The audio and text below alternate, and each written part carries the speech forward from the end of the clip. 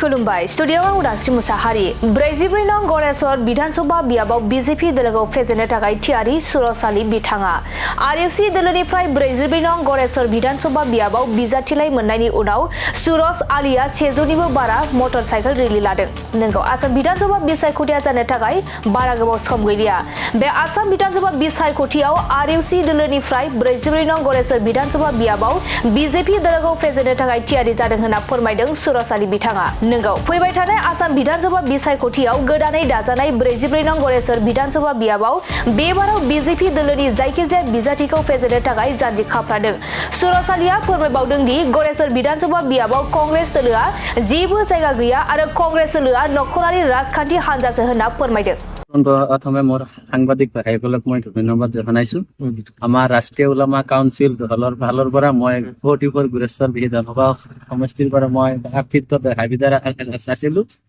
মোক দলে মোক কালি 4টামান বজাত মোক প্ৰাৰ্থী হিচাপে মোক দায়িত্ব দিয়ে মোৰ নাম ঘোষণা কৰে। সেই উদ্দেশ্য লৈ আজি আমি এটা বাহিক ৰেলী আমি ওলাই আহিছো। আমি কি ক'ব যেটো আপুনি প্ৰথমতে মোৰ ৰাষ্ট্ৰীয় ওলামা কাউন্সিলৰ কেন্দ্ৰীয় সমিতিৰ সভাপতি সম্পাদক প্ৰমুখ্যে অসমৰ আমাৰ ৰাজ্যিক অসম যেটো প্ৰেচিডেণ্ট আছে মৌলানা ওবায়দুৰ ৰহমান কাছেমি সাহেব জেনেৰেল ছেক্ৰেটাৰী সকলোকে মই ধন্যবাদ জনাইছো মোক টিকেট দিয়াৰ কাৰণত। আৰু মই সকলো জনগোষ্ঠী জাতিক এক লগত লৈ গুৰেশ্বৰ সমষ্টিটোত যে এইবাৰ জয় হ'ম এইটো একদম নিশ্চিত হৈ পৰিছে। যেটো আপুনি জানে যুঁজ হলি কাৰ লগত হ'ব? যুঁজ হলি বিজেপিৰ লগত হ'ব, কাৰণ কংগ্ৰেছৰ লগততো কেতিয়াও নহয় যুঁজ। কাৰণ কংগ্ৰেছে যেতিয়ালৈকে পৰিয়াল কেন্দ্ৰিক ৰাজনীতি কৰি থাকিব কংগ্ৰেছে হাৰি থাকিব, কাৰণ সিহঁতক পৰিয়াল কেন্দ্ৰিক সিহঁতে কৰে, সেইকাৰণত কংগ্ৰেছে হাৰিব। কংগ্ৰেছৰ লগত আমাৰ হেৰি নহয়। এতিয়ালৈকে কংগ্ৰেছৰ প্ৰাৰ্থী দিয়া নাই, কি ক'ব এই ক্ষেত্ৰত? কংগ্ৰেছে যদি প্ৰাৰ্থী দিলেও কথা নাই আৰু নেদিলেও কোনো কথা নাই, যদি দিয়েও আমাৰ লগত যুঁজ নহয়। বিজেপি কাৰ লগত যুঁজ হ'ব? বিজেপিয়ে যদি ধৰক আপোনাৰ মিহিদুল টিম আঙুৰিয়াই পায় এখেতৰ লগত মোৰ যোৱাটো একদম খাটাং।